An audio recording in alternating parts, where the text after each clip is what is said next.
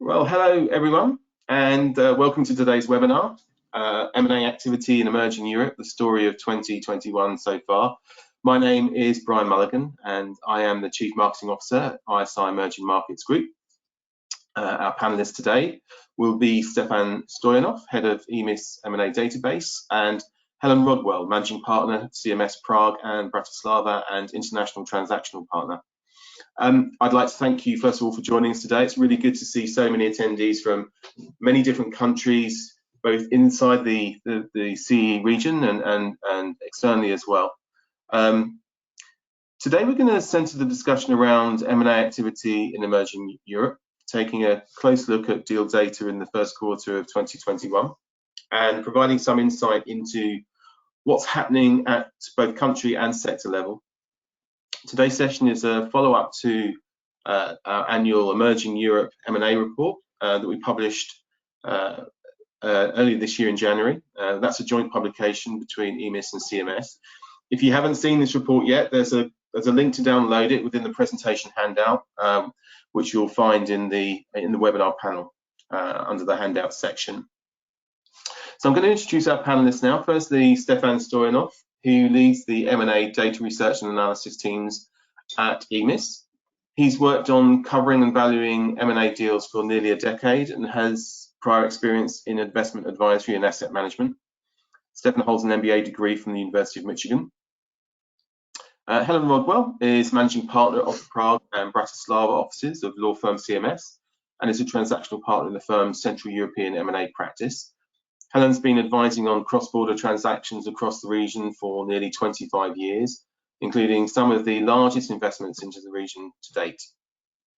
Before we get started, just a very brief overview of EMIS and CMS. EMIS is part of the ISI Emerging Markets Group, and we've been in the business of providing high-quality information on emerging markets for over 25 years. We've got two brands, CIC and EMIS, that specialise in different areas. CIC provides macroeconomic data, while EMIS focuses on providing company, industry and country research on emerging economies. And EMIS also features an emerging market M&A database called Deal Watch that tracks deal activity across developing markets. CMS, as you will know, is one of the largest international law firms with over 8,000 lawyers based across 77 offices globally. CMS has an unmatched coverage of Central and Eastern Europe and is home to one of the region's busiest M&A practices. EMIS and CMS have been producing an annual Emerging Europe M&A report for 10 years now. And in the last edition, as I say, we published in January, we reported an uptick in activity in the last quarter of 2020. And today we're going to be looking at whether that's continued into 2021 and has translated into further recovery. Now, before we start, just a couple of points that will help everyone to interact on today's session. During today's webinar, you will have the opportunity to ask questions, but we can't hear you. So to ask a question, please use the questions, type your question into the questions box on the webinar panel that you'll see on your right. And we'll answer as many questions as possible during the Q&A session at the end of the presentation. We also have a handout section, as I mentioned, where you can download today's presentation. And you can download that for your reference. And at the end of the webinar, there'll be a very brief survey to capture your feedback around today's session. Okay, and with that, enough from me. I'll pass over to Stefan to begin the presentation. Okay. Well, thank you, Brian, for the introduction. And hello, good morning, good day, everyone. Before we start with the actual data, first, I think it's important to be clear about the region that we will be looking at, what we call Emerging Europe. Basically, it is defined by the 22 countries in blue that you see on this map. Starting on the east with Russia and Turkey and moving to the west all the way to the Czech Republic. Some of the major M&A hotspots in the region are also Poland, Ukraine, Romania, Hungary, Czech Republic, I already mentioned, Bulgaria, and all the other countries that you see on the map. Our data would be primarily focusing on the first quarter of 2021. Basically, when we define the time frame, we look at the deal announcement date. So any deals that were announced, for example, in December but completed in January would not count for this current period. They would count for Q4. In terms of the size of the deals that we cover, our deal threshold is fairly low at just 1 million euros. We cover deals both for shares, basically equity, and also for separate assets that, however, could be identified as particular business units or divisions.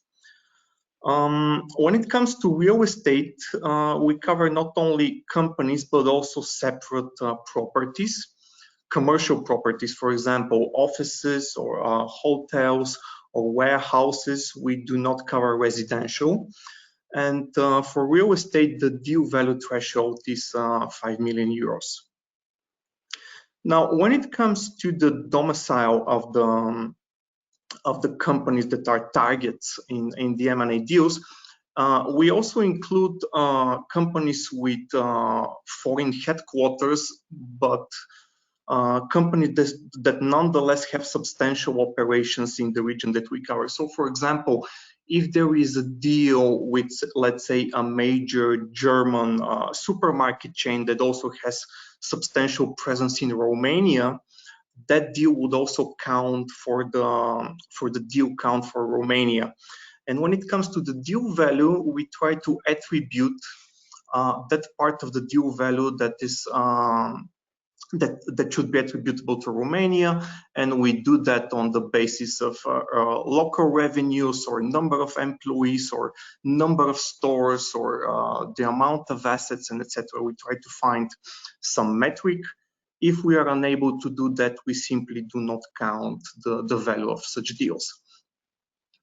We covered the typical acquisitions, purchases of minority stakes, privatizations, private equity, basically deals where we have a very good indication that something is already signed and officially announced. We do not cover rumors. We do not include ECM deals in the data. Actually, we cover this separately, and we'll talk about IPOs later in the webinar. We do not cover convertible issues, buybacks, non-performing loans, any sort of internal restructurings where the ultimate shareholder doesn't change. We don't cover JVs or greenfield investments as well. And having said that, now let's finally move to the data and see how the overall region performed in the first quarter of this year. So the number of deals of Q1 21 reached 458 in count. Year on year, there is a small decline of 3%, but nonetheless, deals increased from Q4 last year. Perhaps what is more impressive here is the total amount of deals that we registered, 20.5 billion, which is nearly twice the amount seen at the same time last year.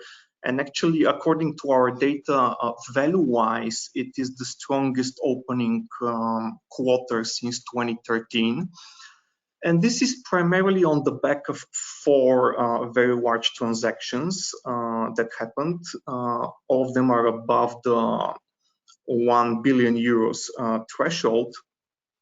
So this huge surge in value that we see is largely because of that, even though the median value of deals decreased slightly from 9.9 million euros to 8.2. The four big deals in question are Germany's Allianz acquiring the insurer Aviva in Poland for 2.5 billion euros. Then a Spanish company called Cellnex bought telecom infrastructure company Polkomtel in Poland for 1.6 billion euros. In Russia, there was a deal involving a special purpose acquisition company for digital games developer Nexters Global. And then again, also in Russia, a small percentage of petrochemical company Sibul Holding was sold. The value for that deal is actually an estimate. So this is the data. To me, this definitely speaks of a continuation of the upward trend that we saw around the end of last year, and especially in terms of the size of the deals, again, very impressive, the strongest start since 2013. At this point, I would like to also bring my colleague Helen to comment on the numbers. Helen, now that you've seen the numbers, and our data anecdotally, how do you feel the market is performing from your experience? Thanks, Stefan, and good morning, everyone. I think Q1 2021 has obviously been a tough 3 months for Central and Eastern Europe in terms of the pandemic, and many of the countries have actually just lived through some of the most severe restrictions that we've encountered since the start of the pandemic. Nevertheless, from the perspective of our own M&A practice, and as you know, we cover the entire CEE region, we have had one of the busiest starts to the year that I can remember. And I believe that's not unique to CMS, but it's across the M&A industry. I was discussing with you earlier, Stefan, that only yesterday I had a catch up with one of the global investment banks, one that's very active in the region, and they commented that they can't really recall a period, a more dynamic period in Central and Eastern Europe than the present. The deal flow is really quite abundant, and the pipeline is really very, very exciting. Now, obviously, the stats for Q1, as you say, are influenced by 4 very significant deals of high value. I think it's fair to say that the median deal value in Central Europe places the region firmly in mid-market territory. The majority of deals are still firmly in the mid-market. And I think the other observation of note is that deals do tend to be a bit protracted, sort of maybe more protracted these days than they were pre-pandemic. But we are excited about the pipeline, and as I say, I think many people in the industry have experienced a very, very busy Q1, despite the pandemic conditions. Okay, so you can say that you're already seeing some signs of recovery.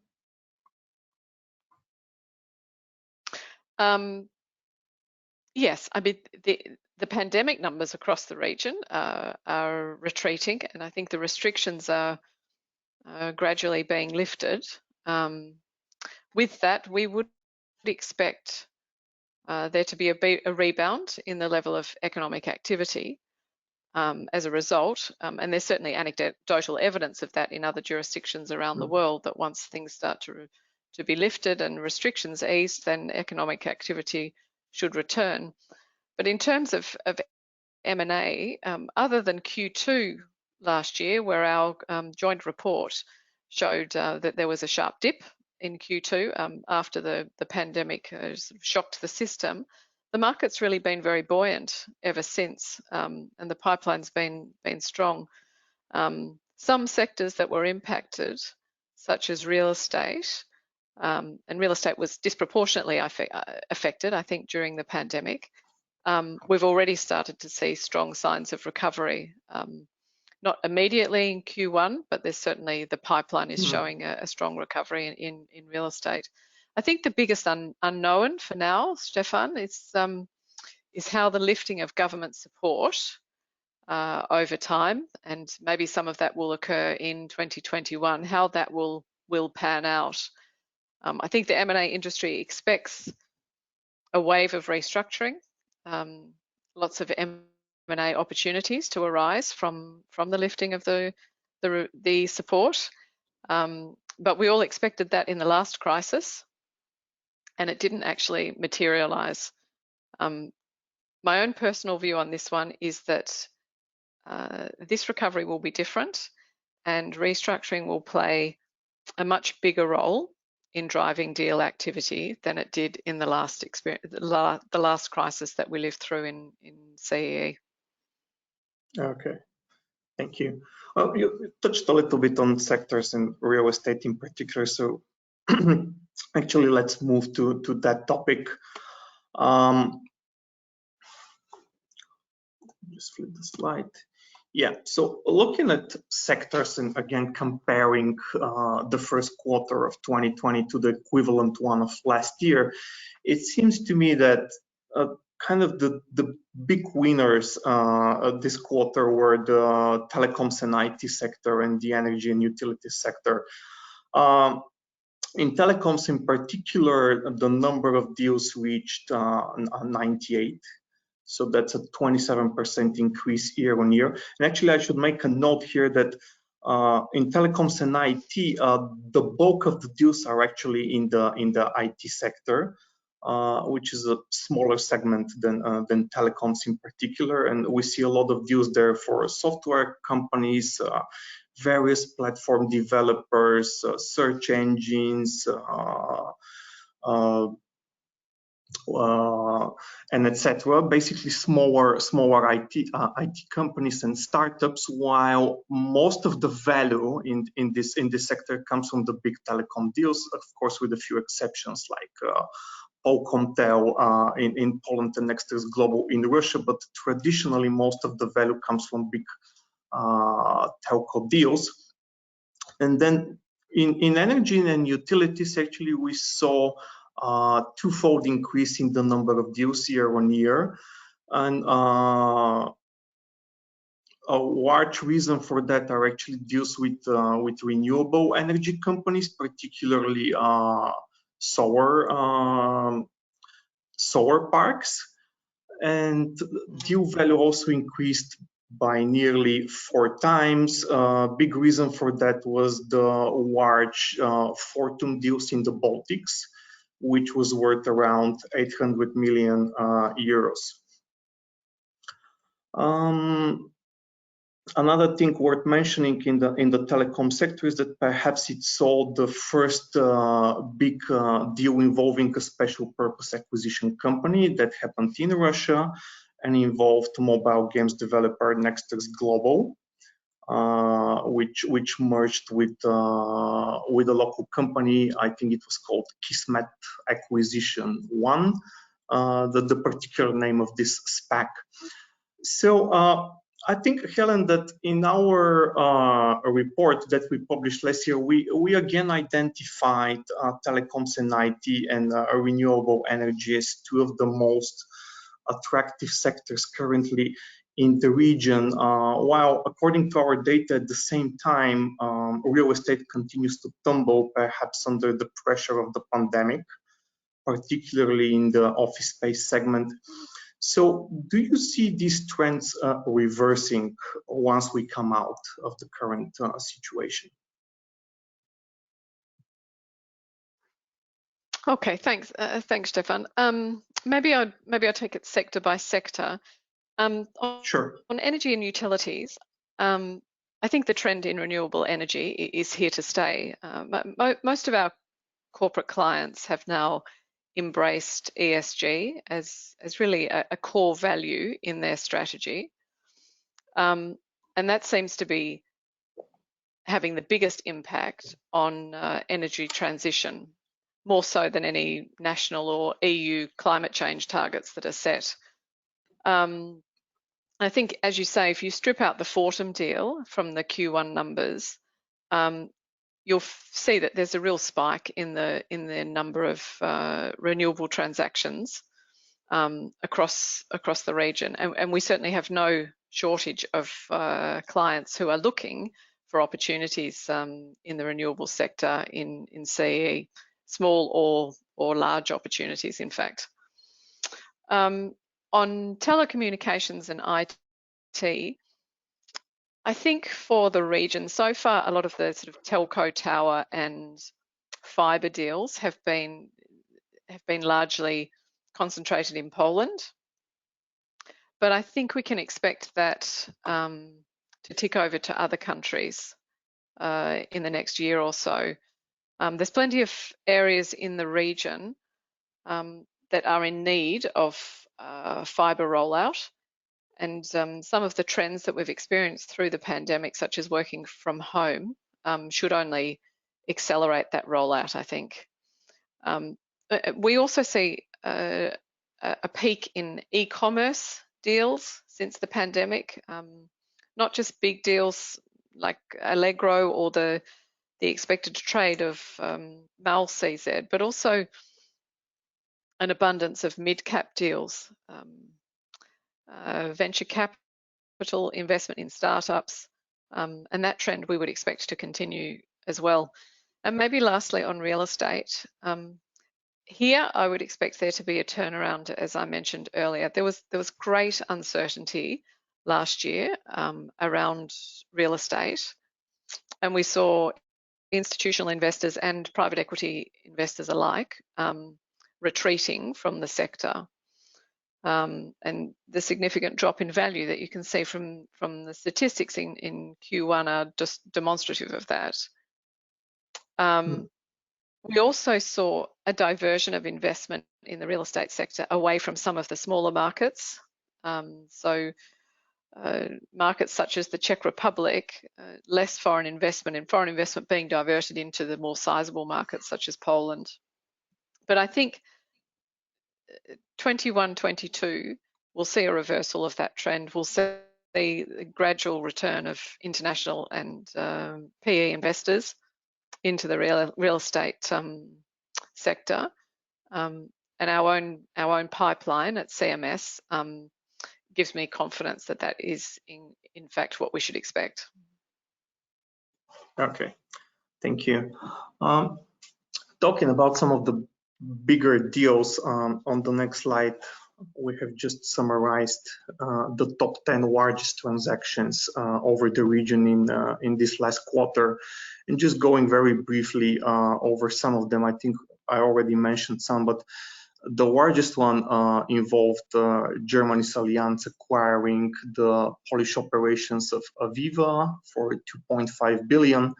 Then we have Cellnex from Spain acquiring Polkomtel infrastructure in Poland, the biggest telco deal this quarter. Then third, we have this SPAC deal that I mentioned involving mobile game developer Nexters Global, going to SPAC deal or a reverse takeover in order to obtain a backdoor listing with a special purpose acquisition company of private equity firm Kismet Capital Group. The fourth one is a little bit different in the sense that it's the only one that is not an acquisition, but actually a purchase of a minority stake in Russian petrochemical company Sibur by local insurer Sogas. And actually the stake is not purchased directly, but through the purchase of a holding company that holds this stake. The deal value there is a market estimate based on local media estimates about the price of the entire company. So from this list, I personally see nothing too different from what we see every year. A lot of big Polish and Russian deals, they always tend to dominate the top 10 or even the top 20 ranking. Maybe the two deals that stand out a little bit here are Fortum in the Baltics that we already mentioned. The buyer there is from Switzerland, a private equity group. And then number 10 involves UK-based food maker Nomad buying the frozen food business of Croatian group Fortenova. Then moving forward to the performance of M&A in individual countries, On this slide, we have presented charts of some of the biggest risers quarter on quarter, including Poland, Romania, Turkey, and Ukraine. The list is not comprehensive, but these are just the countries that saw the biggest rises, in most cases, both in the number of deals and also in the total value of deals. So starting with Poland, year on year, the number of deals increased slightly by 8% to 80 deals. The value doubled to 6.5 billion on the backs of the Viva deal and the Polkomtel deal. In Romania, deal flow has been on the rise through most of 2020, then dipped slightly in the first quarter of this year, but nonetheless, year on year, the increase in deals is 27%, reaching 33, while value remained flat at around 100 million. Here it's worth mentioning that if I remember correctly, several years ago, we used to see bigger deals in Romania, or maybe actually what changed, if I remember correctly, around 2019 is that suddenly the number of deals whose value was officially disclosed kind of declined. So now we are seeing fewer and fewer deals with their value officially disclosed. So even if there is a sense that there are still some large deals happening, we are not seeing that officially. Going to Turkey, the number of deals increased slightly by 3 compared to same time last year. Value was up by nearly 40%. There were 2 particularly larger deals this quarter. One of them involved refractory products maker Kumas. It was about 300 million euros deal, and another one involved an investment in grocery delivery startup Getir, which was about 250 million. And then lastly, moving to Ukraine, again, similarly to Romania, deal flow has been on the rise through most of 2020, dipped just slightly at the start of this year, but nonetheless, a nearly 2-fold increase year on year in the number of deals, and also more than double increase in the total value of deals. Another country that also performed well, but is not featured here on the slide, was Croatia, where again, value rised sharply because of the Fortenova deal that we already mentioned. Among the biggest fallers, the countries that we saw the sharpest decline, first worth mentioning is Czech Republic, which is traditionally among the bigger and most active markets in the region, but this time around, volume was down nearly twice year on year to just 23 deals recorded in Q1 21, and value was also sharply down by 37% to around 430 million. Slovakia, which is not a very big market to begin with, had just 5 deals for a total value of 10 million. And actually the reason for this extremely small total value is the fact that just one of those 5 deals had its value disclosed, and that was 10 million. Bulgaria was also among the followers. Volume dipped nearly 20% to 70 deals year on year, and value was down 40% to 160 million. Also worth mentioning is Hungary, not featured on the slide, where the number of deals remained almost flat at 16, but their value declined 3 times to about 100 million euros.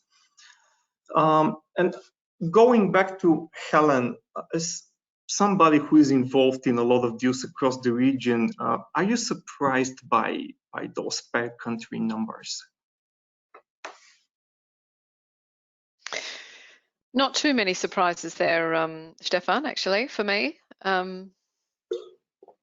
It's interesting, isn't it, that the biggest risers listed there are indeed the biggest markets, and the biggest fallers are the smallest markets. And maybe that comes back somewhat to the point about retreat of funds to larger, more sizable markets in times of uncertainty. But the Polish market hasn't really skipped a beat throughout the pandemic. Economically, the country's performed very well, as it did indeed in the last crisis. And the scale of the Polish market has for many years now and always will produce a number of sizable assets for trade every year. You've mentioned Polkomtel and Aviva, both billion-plus deals from Q1. So Poland is really, I think, the market leader in terms of M&A for the region, and I expect that won't change in the future. The Romanian market has been growing in deal volume for several years now, maybe even the last 5 years. We have seen an increase in the volume of deals in Romania over that time. Deals do typically tend to be of smaller size in the Romanian market, at least for now. But we see a really steady flow of deals in tech, in renewables, a very popular market or a very popular sector in Romania. And actually, I forgot to mention that big spike that we saw at the end of last year. That was because of CEZ selling its local operations to Australia's Macquarie, if I'm not mistaken. Macquarie, yeah, exactly, that's right. And Romania has slightly bucked the trend in real estate as well, albeit not huge real estate deals. There's been more deal activity in the real estate sector in Romania than in other jurisdictions in the recent past. I think it's interesting to see the Ukrainian market, which had more than the pandemic to deal with last year. They also had a political crisis. They had a constitutional crisis. But nevertheless, deal activity held up very well, and in fact increased throughout the year. It's not back to where it was in 2016, which was really the peak of M&A activity in Ukraine. But we continue to see year on year more and more deals in Ukraine, almost regardless of what's thrown at them. And what about Czech Republic? Again, one of the busier markets in the region, and it's kind of shocking to see such a sharp decline in the number of deals, nearly twice, and then also 40% decline in value. Why do you think is that? Is it attributable to the pandemic, or is it something else? It's a great question, Stefan. You're not the first person to have asked me that question recently. What's happened to the Czech M&A market? And as you say, in Q1 we had less than half the volume of deals than we had in 2020. I think there's a number of factors at play here. One is indeed the pandemic. The Czech Republic was one of the worst hit countries by COVID, even by global standards. So that certainly hasn't helped.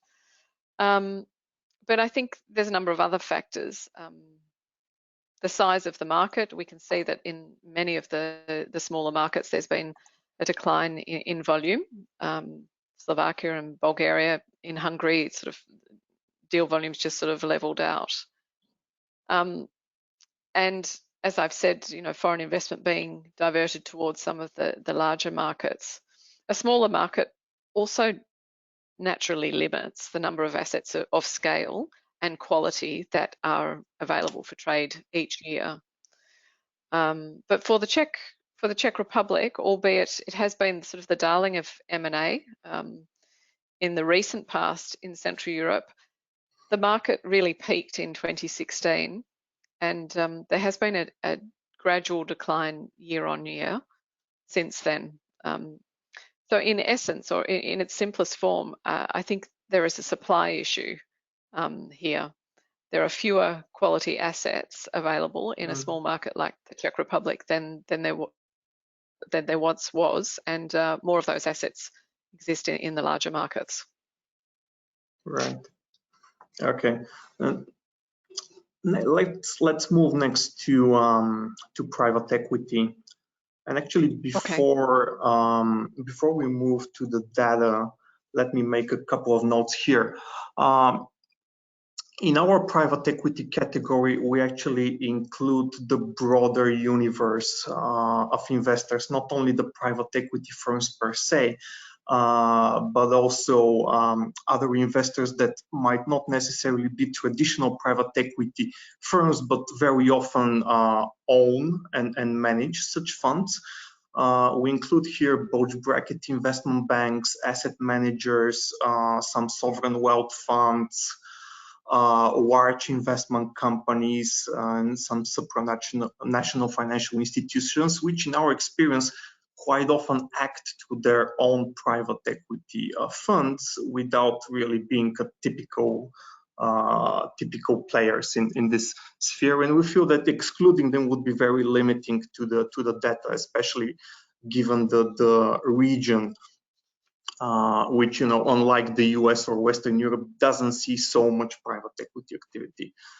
That's one point. And the other is that the deal numbers and the deal values include both private equity players acting on the buy side or on the sell side. So here in the data, you have both the new investments and the exits. Having said that, it seems that private equity activity has been on the rise. This last quarter, we had 97 transactions with private equity involvement for a total value of 5.7 billion euros. The largest of those were the already mentioned SPAC deal in Russia, Kismet acquiring Nexters for 1.4 billion. And the other one, I think we already mentioned as well, was Swiss private equity firm Partners Group acquiring Fortem in the Baltics. But more importantly, what's particularly impressive for me here on this slide is that out of those 97 deals in total, 79 actually involved new investment. And the total amount of that new investment was around 5 billion. So out of those 5.7, 5 billion is fresh money invested. And with that, the share of private equity deals among all deals that we cover across the region also increased to above 21% in the first quarter. I believe this is a historic peak. Compared to the same time last year, that share of private equity deals among the total was around 19%. And if I remember correctly, 10 years ago, when we first started working on this joint report on emerging Europe, that share of private equity activity among all deals was just 10%. So it has more than doubled in those 10 years. And again, back to you, Helen, looking at this continued growth of private equity involvement in the region, and particularly the very impressive numbers from this last quarter, what do you think is driving this?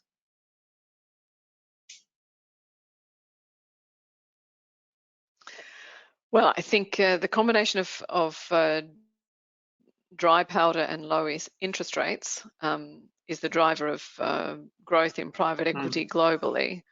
And I don't think there's any exception there for the Central and Eastern European region. I think what's particularly encouraging, Stefan, and you've touched on this, is that we're still seeing many international funds making their first time investment into the region. Over the last week, we've seen the announcement of Cordiant from Canada, an infrastructure fund, acquire Česká radiokomunikace from Macquarie. I believe their first investment in the region.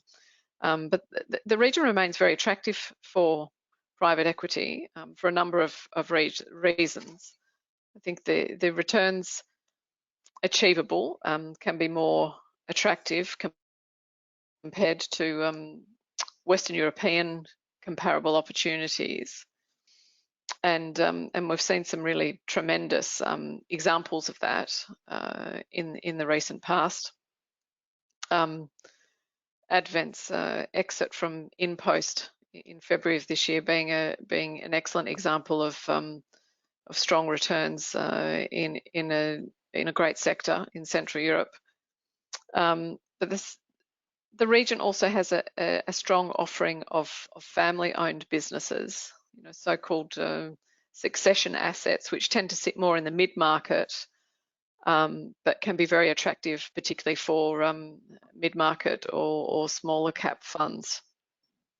And I think over the years, over those 10 years that you mentioned, as the region continues to evolve and the markets become more sophisticated and stronger, we see a greater supply of sizable assets, assets of the scale that attract global private equity players.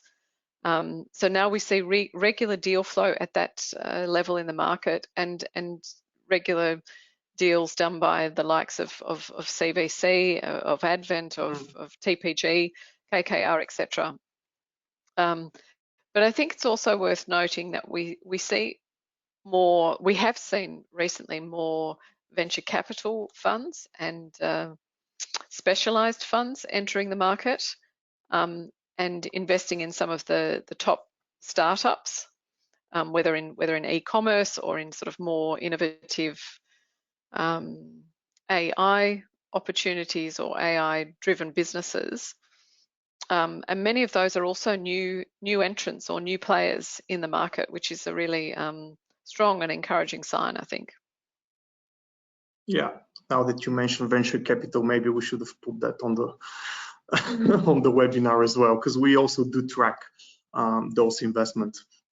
Okay, and looking at the share of private equity deals among all is now above 20%. Do you think there is much more stretch left? Could this become 25% or even 30%, let's say over the next 5 to 10 years?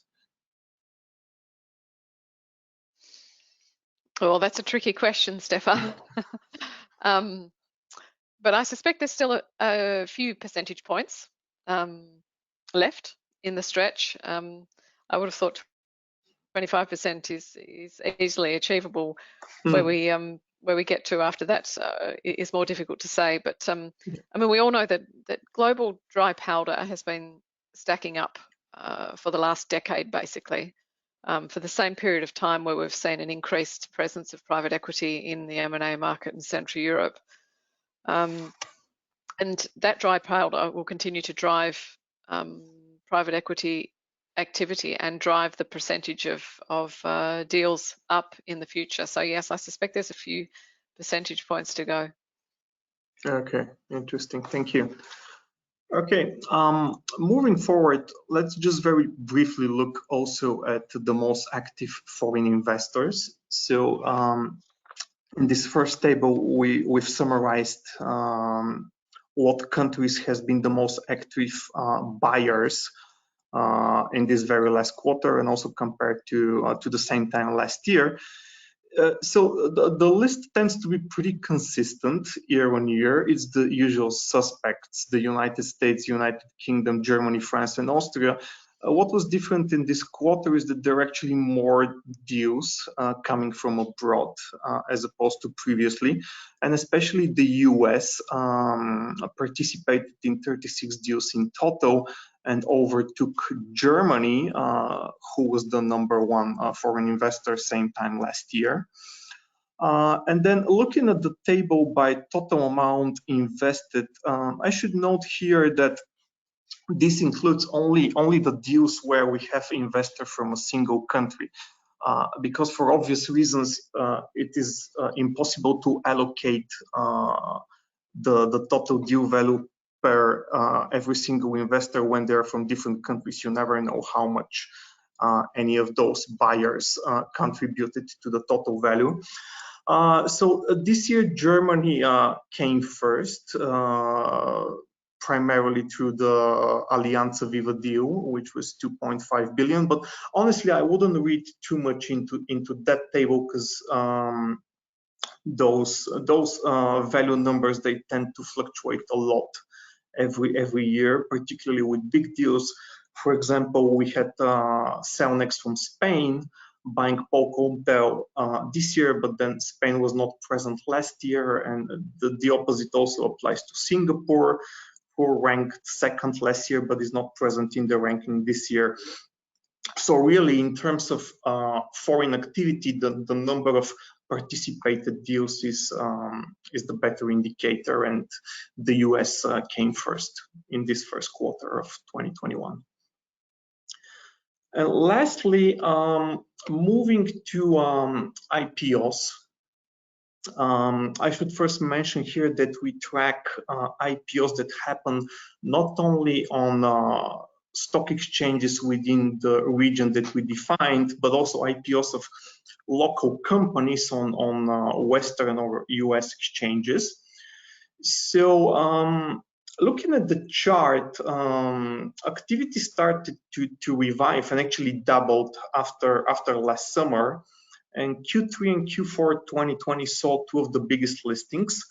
Allegro, which Helen already mentioned, it's a Polish online retailer, and Ozon, which I believe was a Russian online retailer. So two retailers getting listed in Q3 and Q4.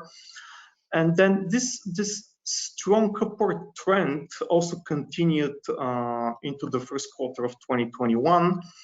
The total amount raised increased significantly. It exceeded 6 billion, and some of the largest listings included Impost, 3.2 million listed in Amsterdam. Fixed Price Group is a Russian discount retailer, which made a double listing in London and in Moscow, raising 1.5 billion. CTP is a Prague-based real estate investor. It raised close to €1 billion in Amsterdam. And also one of the bigger ones, Huge Games, a mobile games developer, got listed in Warsaw. Another thing worth mentioning here is also the increasing popularity of SPACs. There were such two listings of Russian companies in Q1, Kismet Acquisition 2 and Kismet Acquisition 1. Both of them got listed on NASDAQ, raising about 200 to 300 million euros each. And then going back to Helen, those numbers look pretty impressive, especially after this upward trend after the middle of last year. Why do you think IPOs are enjoying such a high popularity recently? I think that the trend in IPOs is driven by the strength of the capital markets and optimizing price on exit. Over the last year or so, as many M&A practitioners on the line will know, we've seen many sale processes run as dual track processes, where the seller prepares for an M&A auction process for exit in parallel with preparing for an IPO listing, and then decides at a much later stage in the process which of those parallel processes the seller will complete. And that's largely driven by which process will optimize the exit price.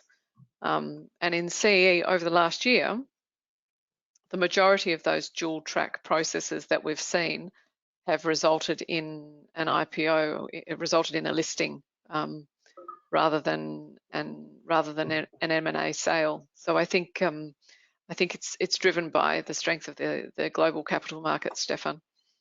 And do you think this is sustainable for the region in particular? Well, I think we expect IPO activity to continue this year in 2021. As you say, we've already seen 11 listings. We've seen one in April, a Romanian company list on, or Romanian founded company list on the New York Stock Exchange. Yeah. And we're aware of a number of, sorry. Yeah, I was just saying that last week I was speaking to our analyst for Turkey, and he was telling me that literally every day more and more Turkish companies are expressing intention to get listed.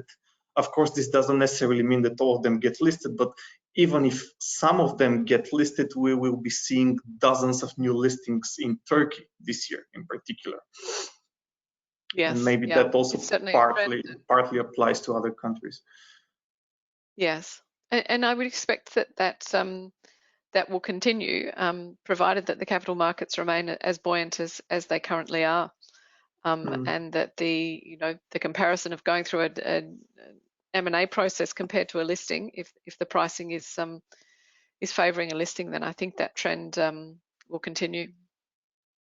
Yeah. We certainly know of quite a number of assets across Central Europe that are already underway with a dual track process, and I suspect many of them will end up in listings. Okay, and then lastly, touching again on those SPAC deals, as I mentioned, there were two such listings involving Russian special purpose acquisition companies on NASDAQ, and also one of the largest deals this last quarter involved the SPAC. So, do you think this trend of backdoor listings is catching on for local investors? It's another tricky question, Stefan. I mean, the arrival and popularity of SPACs last year was just remarkable, wasn't it? If you see the raw data of the increase in SPACs last year, it was quite incredible. And as you say, we've seen a couple in Russia. I think there's a couple in play in Central Europe at the moment, and historically, sort of new trends or new transaction structures have arrived, at a later stage in Central Europe than sort of from Western Europe. Whether they will continue or not, I suspect, will depend on how the SPACs that have already taken place and that popularity, which is really quite recent, plays out, and whether the performance of the SPAC structure actually is seen to be successful over the midterm. I think that will determine whether they're here to stay or whether they're a bit of a fad. But I think we will see at least a couple of CE SPACs of note this year. Do you think there could be some regulatory concerns? In terms not of particularly, assuming we're speaking about. Yeah, sorry. Yeah, so there's certainly some technical differences to the way you need to structure them and approach the listing. Euronext has been the most popular exchange in Europe so far for SPACs for regulatory reasons. And those that are in play in Central Europe at the moment will need to be structured, of course, to take into account both local laws, but also the Euronext requirements. But I don't think there'll be an impediment to the SPACs going ahead. Just something that clever lawyers need to take into account. Okay. Well, thank you. And I think that with that, we have arrived at the end of the presentation, and now it would be time to take on some questions from the audience. Ryan, do we have anything incoming? We do. Thank you first of all to both of you for a very thorough presentation. We're getting close to our hour. We may overshoot a little bit. I'm conscious of people's time, so there will be a few questions that we'll be able to address, I'm sure, though. Just to dive straight in. So a question for Helen maybe first up, and also I mentioned that we do have a number of attendees today who aren't within the region, within the CE region. And so a question around in Asia, the question is, in Asia we look at Europe as a homogeneous region. Can you explain the ways in which CE differs from the rest of Europe other than things like the GDP growth rate?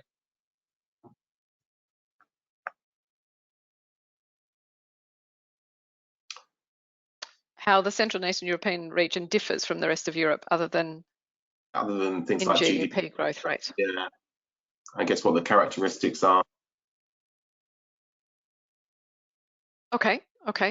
That's a great question, Brian. We could probably do a webinar on that on its own. I think there's a big topic there, but I mean, as Stefan said when we started the presentation, the region comprises 22 countries, and their profiles are really quite mixed. I think there's regions within Central Europe region itself.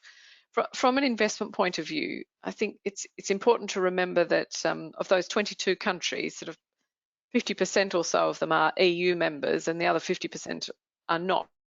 So if you're doing a regional investment in multiple jurisdictions in Central Europe, you may be facing both EU and non-EU legal systems, which can be tricky.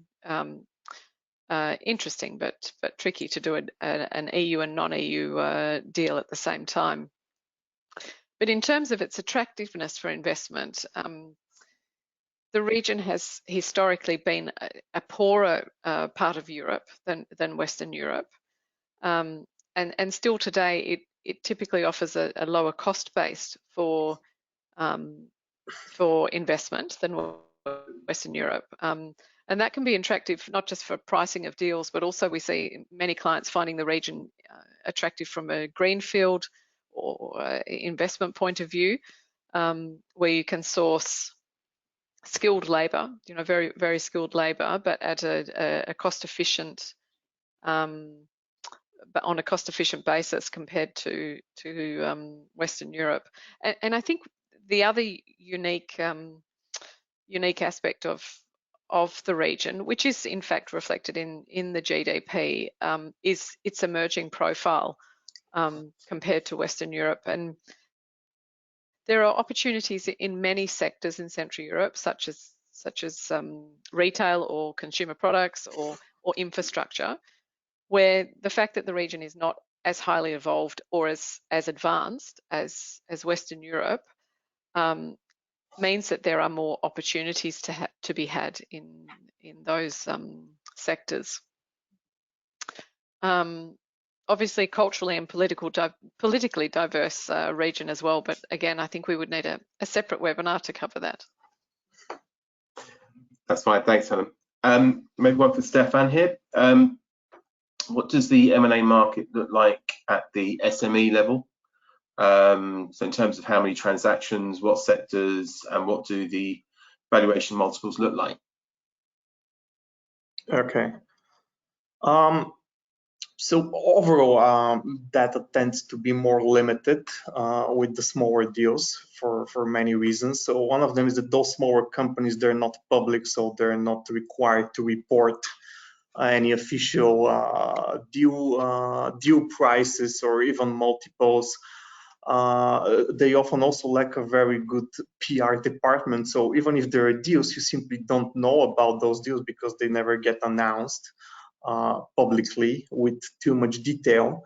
But that being said, out of I think there were 458 deals we had this last quarter, maybe less than half fall into this segment 1 to 15 million. 1 to 50, sorry. So 1 to 15, I think probably around 150 deals, and then 15 to 50 million would be another 50 deals. And then in terms of sectors, I think telecoms and IT and real estate, in terms of pure number of deals, are probably at least twice more than all the others. And the reason is primarily because we see a lot of small IT-related deals in that segment with recent startups or small software companies, platform developers, search engine developers, aggregators, and etc. On the IT side. And at the same time, in real estate, we see some of the smaller real estate deals for properties. Let's say 5 to 50 million. So basically, these are the busiest sectors, and they traditionally see most of the deals, but they do not see the largest deals. In terms of multiples, again, that is very limited, but I would say they overall the SMEs segment tends to go for higher multiples than the average for the region. So if the average for the region is about 9 times EV/EBITDA, then I would say those deals 1 to 50 million would go for something like 13 to 14 times EV/EBITDA. And again, largely because of the many IT deals that traditionally are able to fetch higher valuations. Okay, thank you. Thanks, Stefan. I'm conscious of time. I think we'll probably take 2 more questions, one for Helen, one for Stefan, and then we'll have to wrap up. But so firstly for Helen, a question around how do you see the recent past and the near future with regards to banking acquisitions?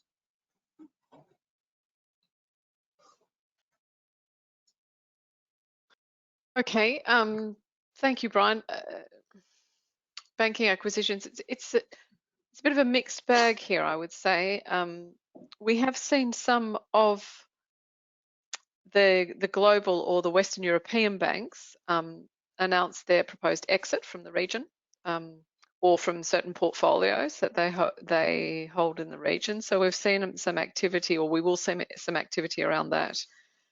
At the same time, we've seen new interest in banking in Central Europe, particularly from China. We've seen a number of the Chinese banks greenfield into the region, and we know of Chinese investment looking for more sort of regional banking assets. In Ukraine, a really interesting market that Stefan and I touched on earlier, there's been a recent announcement of a privatization program, and that will include a number of bank acquisitions opportunities. In markets like the Czech Republic, you know, very highly evolved markets, we see more of consolidation activity. So we recently worked on the acquisition of Equibank, a relatively small but very high-tech bank in the Czech market by Raiffeisen, one of the sizable players in the Czech market. And a couple of years before that, Raiffeisen acquired the retail portfolio of Citi in the Czech Republic. And I suppose one of the other noticeable trends over the last 5 years probably is some of the banks that, you know, historically were only sort of single jurisdictional banks have started to expand regionally through acquiring banks throughout the region. And the one that comes to mind is OTP, a Hungarian bank that over the last 5 years has notably expanded its footprint throughout the Balkans, throughout Southeast Europe, and we would expect that to continue, so that it becomes really quite a sizable player as a regional, with a regional banking presence. Other than that, in the sort of smaller end of the market, we see quite a bit of M&A activity, and have done over the last few years in fintech, in sort of related services or technology related to financial services sector. Banks acquiring technology or innovative sort of A1 products. A really mixed bag of activity, but plenty of activity in the financial services sector. Good. Thank you very much, Helen. Time for one more, I think. This one for you, Stefan. Who is more active in the M&A market currently? Is it on the financial investment side, you know, private equity funds, or is it strategic investors, those firms that are operating in the same or similar industry? Okay, great question. So according to our data for Q1, the ratio between strategic to financial investors is something like 62 to 40%, with the strategics actually contributing to the larger deals. The total value that is due to strategic investors is twice that of financial ones. I think the numbers are something like 12 or 13 billion compared to 6 billion. And in fact, two of the larger deals this last quarter were strategic, Allianz Viva and then Cellnex Polkomtel. That being said, talking in pure numbers of deals, I should say that Russia is actually a very big factor that could skew the numbers a lot, because most of the deals in Russia tend to be domestic and strategic in nature. And Russia has always been a little bit of a standout country from this region. If you take Russia out, I think the numbers would be more balanced. So perhaps strategic to financial deals would be more or less equal in number. And then out of the financial deals, about half would have private equity involvement, while the other half would involve other financial players like holding companies or I don't know, insurers, real estate investors, some banks, and etc. Great, thank you very much, Stefan. I think we're probably going to have to wrap up now. We've overrun our allotted time. Apologies to our audience, but I hope that everyone's found it useful. As I mentioned, there is a handout there in your webinar panel. Please do take the opportunity to download that, and you'll have access to the slides that were presented today, and also the links to the joint report that was published earlier this year by EMIS and CMS. So if you haven't seen that report, that's your opportunity to download it. It's free of charge. Thanks once again to our panelists, to Stefan and Helen, for a very informative presentation and for answering the questions so ably. Thank you to our audience for being attentive and for asking questions. As you leave the webinar today, there will be a very brief survey, as I mentioned, just to kind of get your feedback on the content of today's session. But we'll leave it there. We do hope that you enjoy the rest of your day. Thank you and goodbye. Thank you, Brian. Thanks, everyone. Thanks, Stefan. Have a pleasant day. Bye-bye.